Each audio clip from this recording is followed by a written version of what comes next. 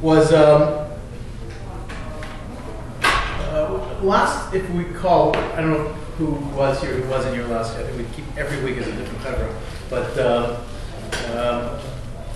last week we talked about the idea, or last time I should say, before basically, talking about the idea that it's not good enough to get people onto a bus.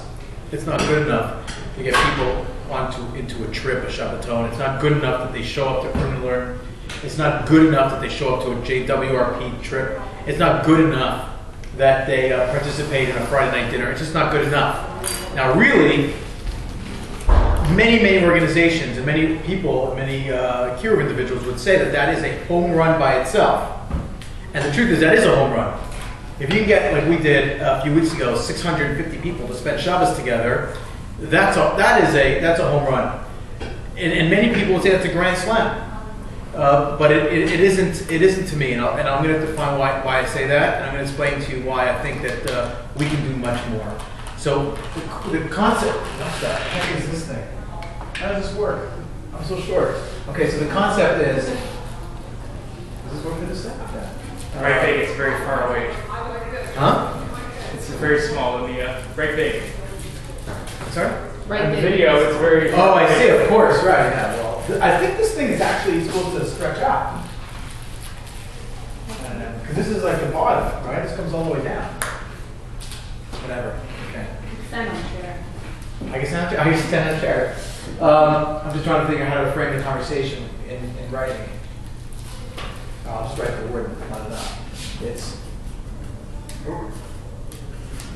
not enough. So what's not enough? So let's talk about that for 1 second. So we every single time we have a Shabbaton, every time we have a Torah high, every time what we talk about is getting numbers. That is the rule of the game, right? Get as many numbers as you can into Torah high, into NCSY, into a Shabbaton, and you have done a great thing for Klal Yisrael. And the truth is that's somewhat true. When is that not true? When is that not true? You don't let people to handle the numbers? What's that? You don't let people to handle the numbers? No, let's say, for instance, you got, again, 1,000 people to spend Friday night dinner. And they had Shabbos. Why is that not good? That could be great. When is that not good? You don't follow? It's not good when you could have done more. Okay? So this is the issue. The issue is not whether what you did was great, because it could have been great. Could you have done more? And that's the struggle we have to have on a regular basis. I want to tell you about a conversation I had today. The conversation I had today was the following. What is the model right now for all high school summer programs? All high school programs in Israel. What is the model? Does anybody know? What? When? in summer. In the summer. For how long? What's that? Yeah. Normally that's the total routine, right? Because do you know any organization that does anything different than that in high school? Doesn't exist, right? So today I said, why is that the right thing? What if that's not true? What if the truth is that you could accomplish the same amount in 18 days and you could in 32 days? Why would you run a 32-day trip? What if the truth was that summertime is not the most ideal time to go, but the least ideal time to go, or winter is the most ideal time to go? Can you accomplish the same in a winter trip with 18 days than you do in a summer trip for 32? Yeah. I don't know the answer yet. Maybe you can. What's the goal? The goal could be that you do now, instead of one summer trip in the summer, you do one in July for 18 days, and you do one in August for 18 days. No, I'm saying what's the goal with the individual kid that you're trying to accomplish? I'm not talking about the individual kid right now. Hold on, we're not there yet. That's a good point. We're going to get to that. But you could have many more days of Torah learning, for example, or many more days in Israel. It's just something worth it in itself. No, so that's the point. Okay, so now we're talking about it. So is the point to get them on the trip? Okay, you threw me off my whole train of thought. I'm going to get to that point in a minute, okay? The first thing I want to talk about, and the idea is, could you do more? Okay, that's the first question. Okay, could you do more with the trip? Could you do more with the kid? So is 32 days more than 18 days? That's the premise. So you'll say, okay, wait a minute. Well, if he's on the trip for 32 days, that's more Torah, that's more Shabbos, more everything. But is that really what it's about? Or is a trip just the opportunity to sort of remove the clipboard of this kid, to make them NCSYers? And once they're NCSYers, who cares how many shabbosim they had in TJJ? The trick is how many shabbosim they had when they come back. Isn't that actually better? Not how many they have there, but how many they come back. So if the truth is, and again, this is just a premise, okay, just to think about it. If the truth is that it's not good, that if the trip is just about getting them on the trip, and not what the trip can do, because the trip, whether 3 weeks or 4 weeks, doesn't make a difference, but what we do afterward that really matters. That's what I'm trying to ask. The question is, if you could do a trip for 18 days in the winter, or even 18 days in the summer, is that just as good as 30 days in the summer? And my premise, and I'll hear your points to this right now, this is what we want to talk about, is that it has no bearing on how long the trip is. It's not about the Shabbaton. It's not about 3 Shabbatons. It's about everything in between. When the kid hits the ground, back in Toronto, Montreal, Ottawa, wherever you're watching this video, wherever you are, where is the connecting points for this kid in Jewish life back in Toronto, or wherever? So that's the first question. The first, we're going to develop another thought in a few minutes. But if we reinvent a little bit how we do Kiruv, the truth is we realize that it's not about how many kids go to the Chicago Shabbaton. It's how many kids come home from the Chicago Shabbaton who get to something. So what do we use the Shabbaton for? As a platform, as a launching pad, as a springboard towards something else. So who cares how long it is? You hear the question or not really? Does Birthright do in 10 days what we do in 30? Now, if you took Birthright's 10-day model, Or birthright, maybe. so that's what I'm saying. If you took 10 days of Birthright concept, 10 days, and you put NCSY in that time, I don't agree with you. you could do the same. I don't know why 10 days is not good enough. I don't know why you cancel out 32 days. Hold on, one at a time. What's that? You can still do the 18 days in the winter and 32 days in the summer. The longer it is, the more the family it becomes. So 3 months is better.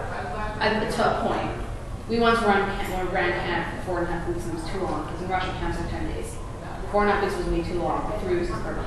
And I would never make camp 10 days because you can't get that feeling of family where they want to belong. Once they want to belong, then you have them. So what's the magic number? You think it's 10 I days? think 4 weeks is perfect.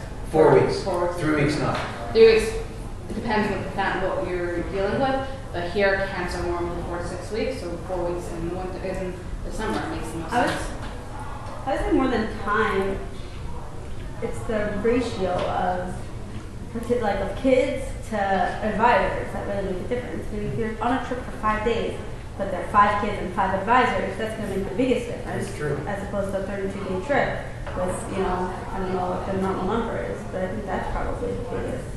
That's probably the biggest. You need time to Well, you develop. wanted to say something before. Well, I went on when H2R was doing Birthright, I went on the H2R program, and it feels like one really long day, and then nobody has any close relationship with anybody, because by you get close to other people on like the 9th day, but like the 9th day, that's the only time you start making friends, and then you leave.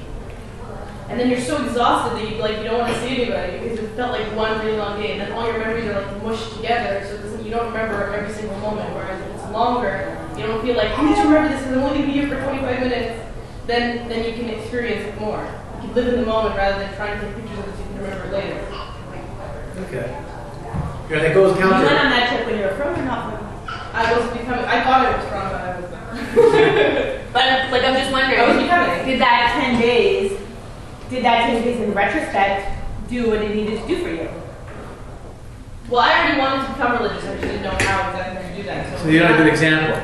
But Here's, let's say, But what this nobody is. else was religious on that trip. So I mean, I saw everybody else, and most of those people are not. Like, they're not religious today. There's no follow-up. there's not so much follow-up because it's only 10 days. It's very hard for you to build relationships with people that You you want to have follow. to develop a relationship and try to develop. No, so my question is not whether you develop it on the trip, but that the trip becomes a platform for you to develop it while you're here. I think the ideal relationship is developing it on a trip and continuing it through the year.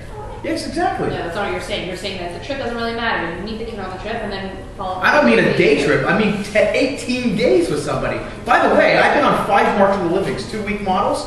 There's plenty of time to develop very close That's relationships. because you're going through an intense experience. Yeah, that's what the 10 days in Israel is. So you can't compare. No, I have more mobility now to Poland because of these. We had just Israel. No, I'm curious. Let's say, like, what's the success rate of your Sameach 2-week trip versus the Aish 3-week trip? You know, which I think are very similar models. Can you see who's more successful, or which trip is more successful? I think we're getting a little off the mark, right? The nuance. That's my question. The nuance that I'm talking about is not the length of the trip that we're talking about. We're talking about the length of the trip vis-a-vis the amount of time you need on the trip in order to do proper follow-up when you come back. That's what my point. I want to go back to my point. My point is that it's not about the trip itself. It's about what the trip does for your relationship with the kid. So if the trip is 4 weeks, maybe that's what you need. In order to, if the trip is 3 weeks, maybe that's what you need. If the trip is 2 weeks and it's intensified, or 10 days and not so intensified, whatever the answer is, it's not about the time of the trip. It's about how much the conversation should start to become. It's not about the length of time of the trip necessarily, and then that conversation can springboard into, so therefore, what is the length of time? But it should be about, once you have this program, what do you do now with this family, with this kid, with this Everyone relationship? recognizes that Kiruv means nothing else to follow. No, that is exactly what these conversations are about. I want to show you something. I'll tell you proof. How many kids went on TJJ last year? Does anybody know? From us. Our bus was 40 something, and the other bus was 60. I think it was about 60. Right? This year, there are 12 kids going on TJJ Plus. Okay? That's from Toronto, Canada. So that's 1/5 of the kids. So 20% did this kind of follow-up. Now, I don't know where the other 80% are, if they're from, if they're not from. I can't tell you. But I can tell you this. Of the 300 kids that were being done, that went on TJJ last year, only 40 of them are going on TJJ Plus. Doesn't mean that we don't recognize the necessity to follow. It just means that these kids don't want to go on TJJ Plus. Maybe, maybe not. You We think have to the look at natural every year. inclination, yeah, but you should think the natural inclination for many, many kids is that actually after they came off an unbelievable life-changing experience, they get the chance to go twice, and they go to the Poland, or the Prague. What are they doing this year? Poland. They're going to Poland for a few days, and then they're going to Israel. So you'd think that the numbers would be actually much higher. That TJJ Plus should be filled with many more buses. Half of the buses the first year. That's not the case. We have, by the way, only 12. I wanted to double check that today. I mean, I'm assuming the problem is the same classic, like, campus care follow-up problem, which is that you're dealing with, like, I don't know how this works. The advisors are generally advisors for how many years? They stick around for a while, I assume, right? Mm-hmm. You have the same advisors year after year, so, the advisors could become close with 10 kids on a trip, but then they get back into Toronto, and the next year there's a whole new school of kids, and you never, it's like, that's the classic Yes. Kiruv. So we're going to talk about, that's the end result. What you just talked about is the end of our conversation. Okay? The end of the conversation is, what is the circle of influence for any one advisor or staff person? How far, how many can they get to? That is the question. We're going to get to that. But that's the point. I think we have to get to that in 10 minutes, 15 minutes. But that is the end result of the conversation today.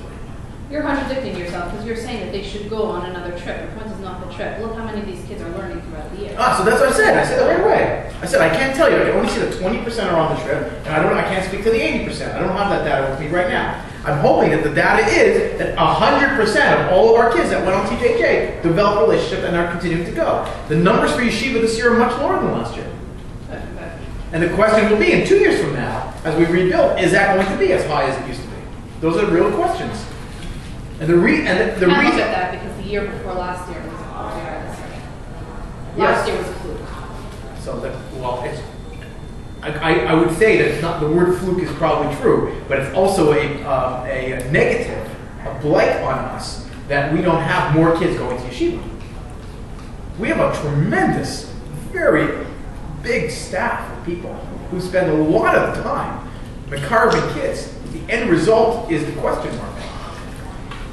I don't think we do this well. We've talked about this 100 times. Yeshiva education, summer programs, and what do you do with next Shabbos? In other words, transitional Shabbos experiences. I don't know.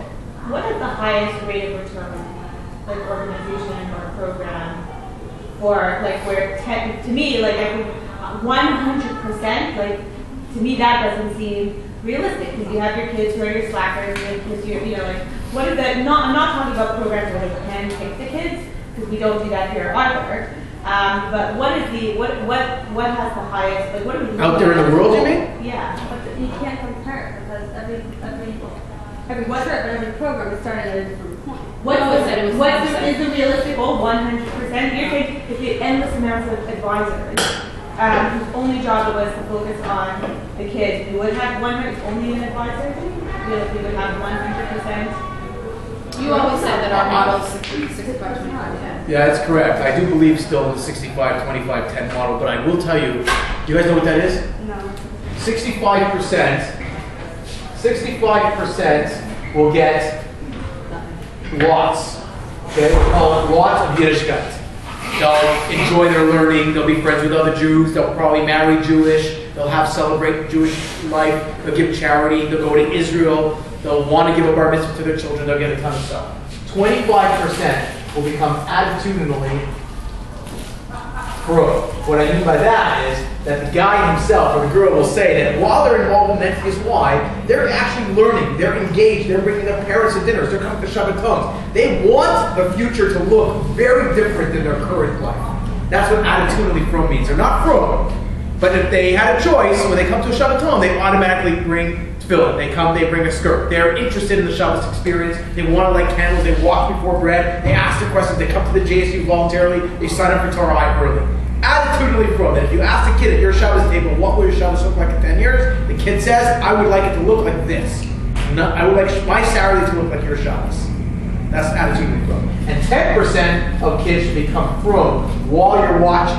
In other words, while you're involved with them, 10% of the kids we're involved with, if this works, we've talked about this so many times, if this works, and that is the kid will become from while they're experiencing the youth, the movement of NCSY, whatever that means, and all of those facets. So the kid is already keeping Shabbos, fighting with his parents over kashrus and sneas, not driving to shul on Yom Kippur, Rosh Hashanah, or Pesach, looking for a seder that's kosher. Where's that? We're pretty close. We're terrible here. We're talking about there, but 25 are very good, 20%. We might be here, and yeah, we're terrible here. This is the, by the way, this is that's everything. The truth is, this is everything. These two numbers together, the 35% number is huge. I will tell you, the studies do say, and I sent you guys an email about it, the covenant. You guys on my email list? The GT, you got it? You didn't get it? You got it? You're on my list? Sometimes you get it to myself. Depends which email I send it from for some strange reason. I'll put you also all. You get this covenant? So there was an article that just came out, it's very interesting, and it's based on numbers that I already saw in many other articles, and that is, ready for this? 1 Baal Tshuva for every 3 people in Kiruv. So you ask, like 100% is, what does that mean? 1 Baal Tshuva for every 3 people involved in Kiruv is the national or international success story on average. That's the reality out there. There are 6,500 people doing Kiruv. There are 2,000 Baal Tshuvas a year, including Jacob Samuels. Well, if you have to ask how many people... Shout out to Jacob Samuels. What? Jacob Samuels. No, I'm pointing to the camera. What? No, I was thinking how many people would claim Jacob Samuels. Yeah, exactly. Right. Probably like 30 of us. Yeah, exactly. It's yours, Jacob Samuels is yours. Yeah. One Baal Tshuva. Approximately 6,500 individuals involved in Kiruv. I was reading an article from a conservative rabbi on the impact of orthodoxy cure. What's the name of the article? Commentary. Commentary. Yeah. Jack Ward Highland. That's what I'm referring to. It's on reference. I was just randomly reading on my own. I mean, not to sound old, but the idea is when you have 1 Baal Tshuva, and you look at the 3 generations later, you're talking about a big number, Definitely. right? I'm saying from a pure perspective. Absolutely. 100%. That's the romantic violence. Yeah, that's true. That's why we still come to work the next day. That's much nicer than your numbers. What? I don't have any numbers on this. I just have percentages. Right. I can't say. We have 100 kids. We should have 100 kids become a pro. Or 1,000 kids become a pro. No, because it's of grade 12 graduates. Well, no, it's not. It's 25 And that's coming for Could be in all- grade 9. What do I know what a kid's becoming from? Anybody at any time during their stages. You have 4 or 5 years while you're doing that. Now sometimes it's like some other students, they leave for a year, they go to university, they become from afterwards. That's true. And the Achilles heel of NCSY is the beauty of NCSY, and that is we're a youth organization, and we stop after a while. But if we kept a relationship for another 10 years, then we'd probably be able to close many, many more deals. That's the worst language I'm going to use. We could have helped a lot more kids find their Yiddish guy, right? But that is totally true. That's the reality. If we kept the relationships, and it's hard to do that because of your point, and that is the kids, you come back and you have this whole other group of people that you have to deal with. So we're just bringing up a lot of issues today. I'm not sure we'll resolve anything, but it's really important to note that the truth is a successful model out there is, I don't even know what the successful model out there is, but what we have been doing here is that we have been trying to carve as many people as possible by bringing them to programs. What I am pushing back on in these conversations as we've been progressing, if you watch the videos, if you listen to the classes, you'll see there's a very strategic progression towards the individual relationship with the staff person. And that is not good enough to say we had 250 kids on the Shabbaton. That's what the administration of NCSY says. That's what Shmuel gets to say. How many kids went on the Shabbaton? That's very nice. And your job is to get as many kids as are possible. But when you become a little bit more sensitive to this, and it's not about those particular numbers, the reason we care about the numbers is that we now have an opportunity, A, to give that kid an experience that they wouldn't have before. B, they get a Shabbaton with exposure to tremendous role models. C, they are in Torah high and they have to go. Whatever the reasons are. But the end result of all that is when you come back, how did you use that platform to do more Kiruv? That's the question. Not the question. That's the premise. Or that's the discussion we're having. We have to make sure that we don't lose sight of the fact that it's not just about how many kids go to a Shabbaton, it's about how many kids come home from a Shabbaton integrated into your world. So if you don't have kids for Shabbos, let's say on a regular basis, that's not a negative, but it is a reality. That means the kids aren't coming back to where they come back to. If it's not to the advisors' homes, which I know there are not that many, and it might not be to so many senior staff homes, because that's not so many of us, where are they going? Where do people go? And if you don't have a Shabbos home that's open in that way, what do you do for these kids? So what we've done is we've invented other programs, Earn and Learns, Impact, different things that are not necessarily Shabbos oriented, which is a chisara, but that's what we've invented to compensate for that. And the key is to figure out. What's that? So have you seen the list recently? The No. advisor list? No. It's pretty amazing. Do they have people for Shabbos? Yeah, a couple. A couple of what? A couple of kids or a couple of kids, advisors? a couple of advisors are bringing kids over to their house. A couple of advisors are coming to my house with kids. Critical, obviously. But the amount of learning and getting together and goal-oriented learning does not change. This is amazing too. I would would love to move see a little that. bit away from the Shabbos thing in recent years, I think in part because of a similar meeting like this, where you said that the learning was the crux of it. And I think also that in combination with the advisors, that like I was going to say, what is the goal? What do we want? We want something more than going out for coffee, right? But that's not a program. So I think what is there anything else on that list besides Clavrusa and Chavez? That would be an ideal thing for an advisor kid to do. Yeah. Yeah. I mean, the key of all that is the transformation of lifestyle. That's the push. That should be a natural progression of learning Torah. Right. If you go to a That's what we want. That's the goal. That's a goal. But the What's way to the get to Conduit that to goal the is goal. nothing else. Right now, it's Yes. conduit. What's the picture that you want to see? It's not a program. It's not the next program. It's kids learning and kids keeping Shabbos. Learning. Absolutely. But they're very important. If we start super analyzing this, and you say, okay, are you learning Pirkei Avos? Are you learning Mishnah Berurah? In other words, if you're learning, what learning do you do with somebody in order to enable them to actually start keeping something? That's an important conversation, because what NCSY generally does is Pirkei Avos conversations. And that's a mistake. Schmooze. Yeah, or schmooze discussions, philosophical That's discussions. And I right. think We moved away from that because, let's say in the last That's month, what's going on. I've been speaking to the advisors and saying, we need a goal for your kid. kid, and now they're orienting their That's learning. awesome. I want what you're doing with the advisors. I love to see that. Is something that we should implement with every single staff member in NCSY. That's critical. Right, we have 109 inputs so far. That's awesome. That's amazing. Can I ask something? I mean, I'm really only involved on the Torah High level. Where does Torah High and those you're on our kids list. fall in? Like, this discussion we're having now, I feel doesn't even, like, half the kids in my class, I can't even, they're not even like, You have in kids the over part Rochelle, at all. so it's easy. They come up, they come once, and whenever they come, they're like, coming again. But I like, they don't move anywhere.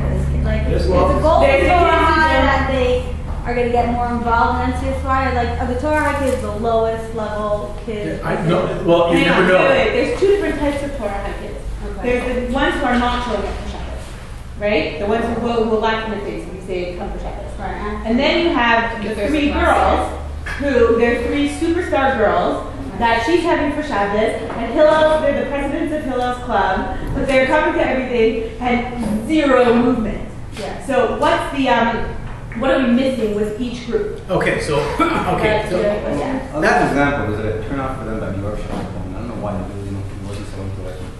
They've been on 6 New York This Shabbaton. is not their first year. But there was a bad experience on this New York Shabbaton. It's not, I don't believe it's going to make it a really good. I don't think that. They've been on Let me 6 rephrase Shabbatons. that. The impression I got since then was that they're not really interested in integrating outside anything but what they're already doing.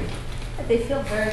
Is there room for that kind of crowd to be part of the overarching NCSY Kazakh necessarily, or any other option? I mean, I always thought about trying to make all the JSUs more interconnected. Like even just having like the free ball things like she mentioned between different schools versus schools. But other than that, if they're not going to fit into the Kazakh mode, is there any way of integrating them into part of being NCSY as a unit? Is there enough of that? well, that's okay. That's part of the challenge. Let's get into that for a second. But If they're not going to be some program of learning, I don't know how many people feel like they are part of NCSY itself. Right. Well, that's a whole other conversation. I think That's a whole other conversation. That's the end of the. Well, okay, that's a whole other conversation. Can you hold that thought for the next conversation? It's been a while. The camera. Make a note. Let's just get back to your points first. Torah High has tremendous milas. It also has, based on those same milas, an equal amount of Chisronos. And the mila of Torah High is that we recruited a kid in the last 10 years who definitely would not have self-selected themselves to be part of Klal Yisrael. The way Torah High, the way the general Kiruv world works is that if you're interested, you will find something. You put out a flyer, you put out an ad, and people come because they're interested in what you're selling, and because Judaism. In Torah High, something remarkable happened. Kids who did not want to come to think Jewish said, "I can get an easy credit. I'm willing to live with the Judaism if I can get that credit easily." So we attracted an audience of kids who normally would never have participated in Jewish anything. So we're starting at a very low level that most Kiruv organizations never even meet that kid. That's what's remarkable about what happened. And with all that, we have overcome tremendous barriers to many of these kids. So they come for all the wrong reasons, and we try to transform all the wrong reasons into the right reasons. Those kids who come, you're new here, but you'll see many of these kids who come who are these, well, I don't use the word whatever, are not engaged, not interested, not supportive of anything, commit themselves to Jewish life in some capacity.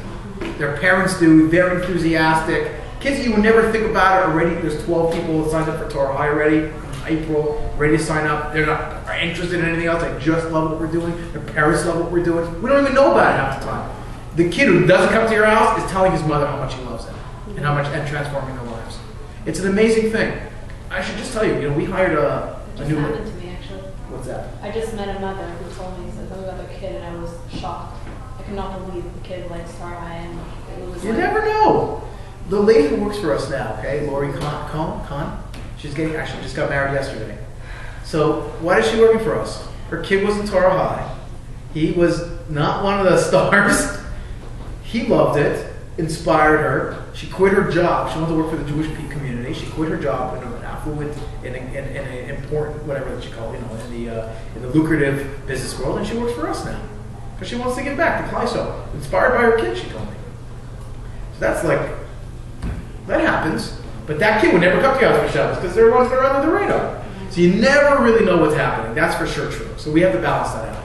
We have to work much harder on making sure that kids in Torah High get up to this 25% attitude of flow. That is for sure true. And what about the other kid, which I think is more frustrating? The kids that like we know we're giving them, the kid who if you look at them, you can't understand why they're not from.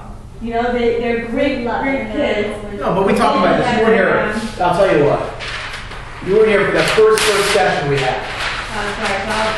The first session is why am I not from? I'll tell you why. Think about 20 reasons why this kid is not from. You know why? Parents. Yeah. Grandparents. Friends. No problems. Aunts. Uncles. Right? Happy. Right, they're happy.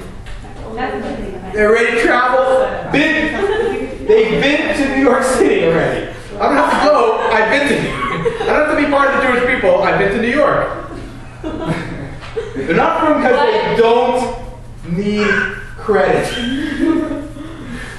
So what Lactose. do anything from that? Intolerant. They don't like pizza. So what Cholesterol is going to miss out on that. I believe that Poland is really the only answer to this. We had a Poland we shows just had them a you kid. have problems. The Jewish people have problems even if it's not in your face every day. That's why I think virtually is successful. Sometimes that's one So small message. There are a lot of them. What can you do? The kids that come back from Poland, by the way, aren't from. Because they don't. So that's not true. But that, that I think is because people lack of follow-up. I think you should show Poland. Right, I know. Oh, it's anti-from. But that I feel the issue is more than having from follow-up. If you have from follow-up. What Israel? The Israel part No question. destroys every part. We just had that. Let's not talk about this because our friends might watch our video. We just had this on Washington to a smaller extent. We had a kid who has been involved for 2 or 3 years. Went on the Yakin Palas, loves it, gets inspired, and whatever. But he's never going to do it at home because, like you're saying, he's happy, right? And then he went down to Washington, and he was walking through the Holocaust Museum, and he smelled the shoes, and he said, "My grandfather died for being a Jew. I'm going to live as a Jew." And decided the next day he's going to start wearing tefillin, and NCSY has purchased for him a pair of tefillin, and he says Shema every day, and etc. That's Poland to a certain extent. Again, That's right? why we invented Washington. How are you going to capture those moments to be able to repeat them more often? Is it just Poland? Forget Poland. What do you do for that kid who can't go on Washington? But like, what do you do, Mr. Happy over there, who's lactose intolerant? What do you do for him? He loves coming to Learner, and he'll join you for every minion. So here's the point, which we don't have time to get into now. The point is you have to have critical, important conversations with the kid at the right juncture. Like this kid you're defining, okay, who came back from the Washington trip and is all inspired. You cannot let go of that kid. If you let go of that kid, it's a major concern on behalf of the organization, Israel. That kid is your hot. I mean, you should already say, okay, you want to put on tefillin? Where are you davening? How are you going to put on tefillin a year from now? You know, are your parents okay with that? Are you eating kosher? Would you like to dress, wear kippah? You wear a Magen David? Would you like to wear halachas of what? Would you like to dress nicely? I was going to say that. Right? But where are you? How are you helping this kid? Giving him a pair of tefillin is not the answer. That's my point. It's going to be shelved like every other great 12-year-old, 13-year-old kid. You know how many kids do not, 12-year-old, 13-year-old boys do not own tefillin that in a conservative reform movement? All of them. Do you know why? Because 100% of bar mitzvahs are on Shabbos. Think about that. We always think that boys have tefillin. Not true. Just give you an example. Just thinking how we don't even think properly. Because if your bar mitzvah is on a Shabbos, where would you wear tefillin? So when you ask a kid to bring tefillin on a Shabbos, he's bringing his father's tefillin or his grandfather's tefillin. Or the parents' tefillin that they purchased for him, thinking that their bar mitzvah boys need tefillin, then they realize their bar mitzvah is on Shabbos, they don't need it. Or they went to Israel, so they had a beautiful thing at the Kotel. Okay, so for the kid who's not going to Poland. But I think, that's a very good discussion. Let me just make a note of what we should be talking next time. That's now about the conversation. What conversations? What did Poland bring out of the conversation? What Poland brought out of the conversation, March of Living or the Washington trip, what it takes out of conversation is sacrifice for Judaism. And when we come up with those themes, we can then figure out exactly what it is we should be putting in front of them. The March of Living, the Washington trip, when I came back, this is what happened. I came back from the March of Living 15 years ago, whatever it was. The next year, I created the Washington trip with Irving Eisner, who was a survivor, with a course in Torah High that was called From Darkness to Light. And he gave a course that we worked the course together, Survivor and me. We taught a course in Torah High. It wasn't for credit, it was for kids. And the kids came, and he was a survivor, and then he went on the trip. And before the trip, we had a parents' evening where Mr. Eisner spoke to all the parents. That's why this stuff all started. And then he inspired all the parents. We went on the trip. The centerpiece was the Holocaust Museum, which at the time the kids actually could sit and be in the Holocaust Museum for more than an hour and a half. And they would go through the museum, and he would be there as a survivor, and he would be on the trip beforehand, and he would be the speaker, and he would guide the kids through the museum. I actually have a video. I hired a videographer. First time in the history of the Holocaust Museum in Washington. And then let anybody before me or after this, I had a video team follow Mr. Eisner through the Holocaust Museum. Do you know that? Yeah, well, I have to find that video. It was unbelievable. No one ever did that before. I created a March of Living exactly in Washington, D.C. And then what happens is I gave it to somebody else, and the next guy doesn't do the same thing as what I did, and then it dies.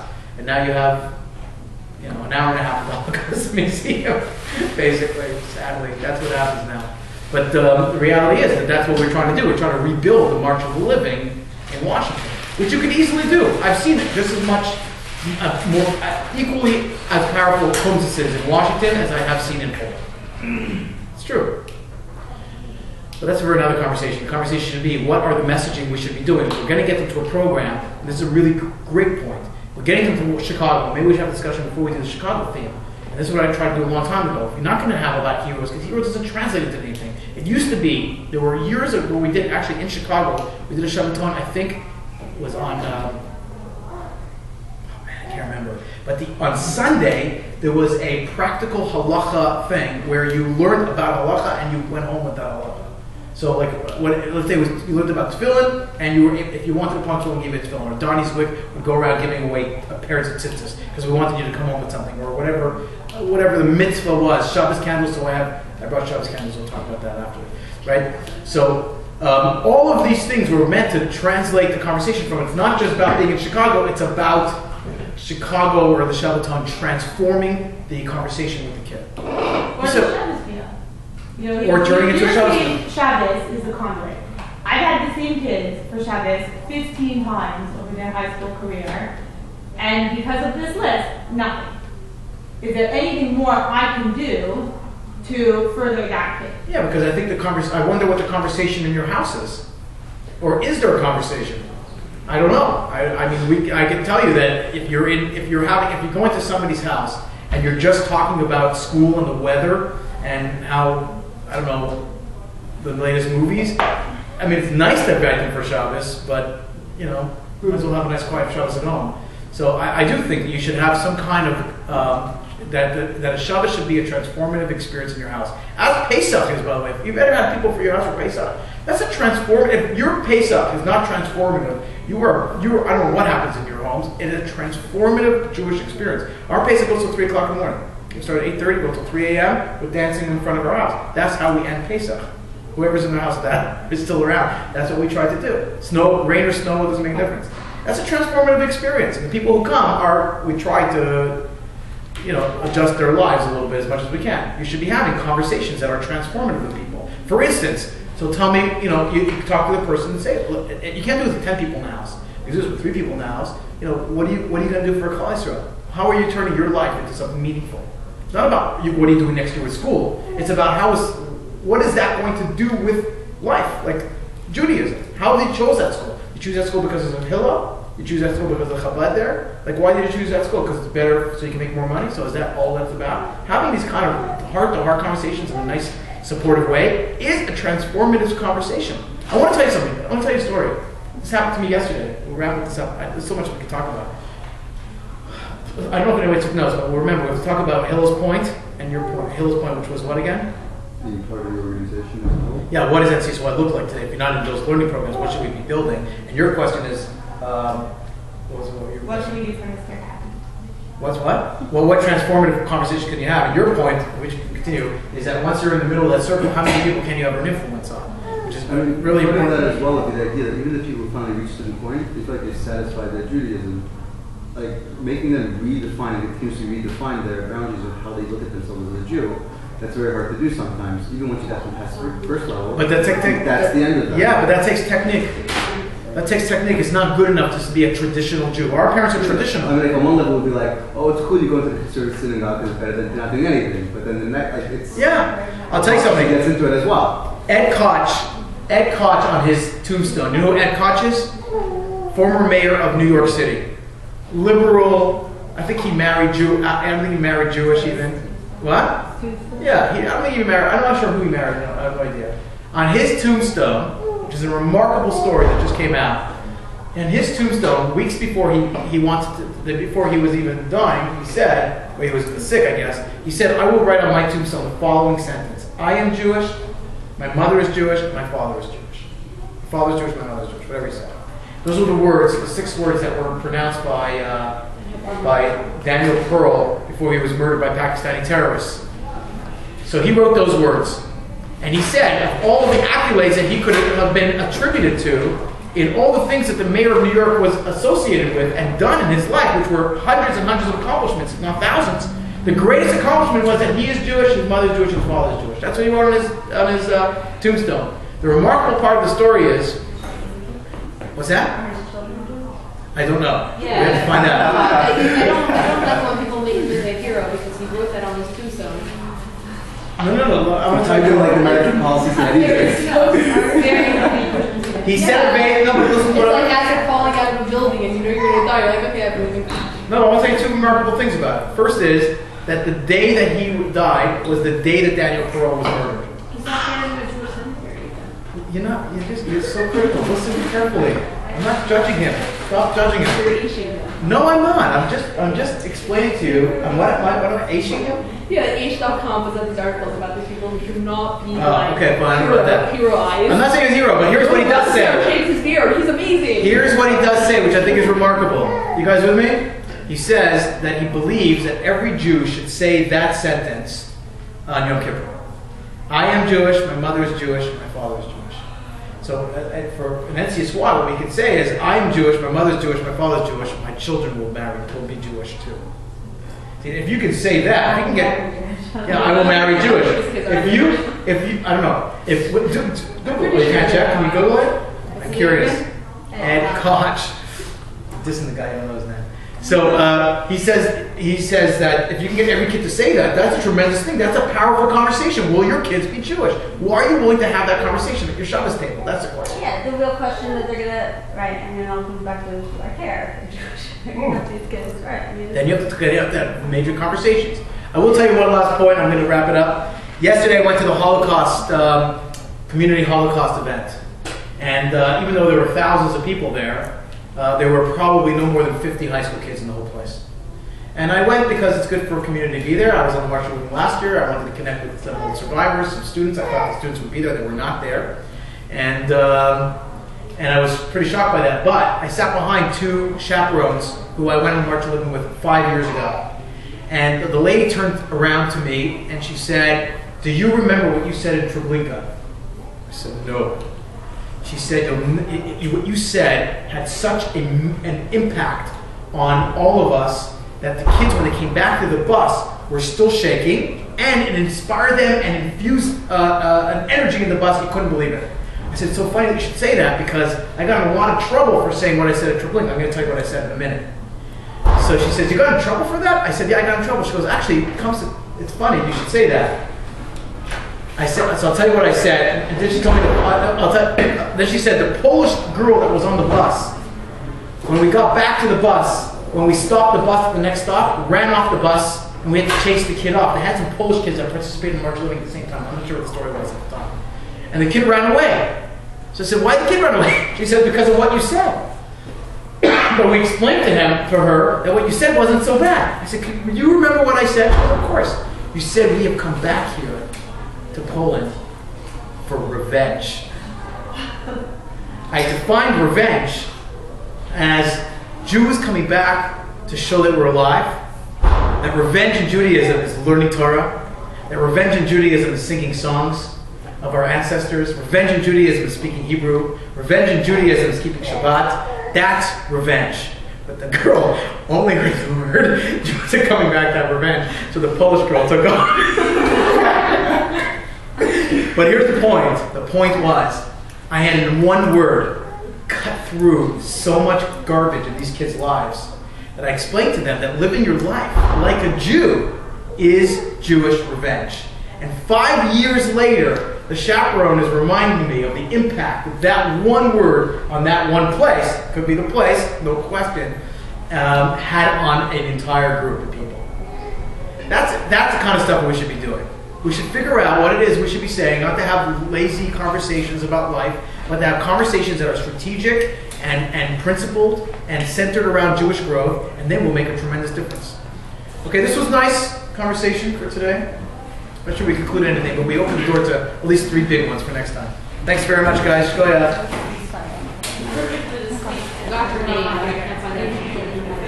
You have much to what? Use it.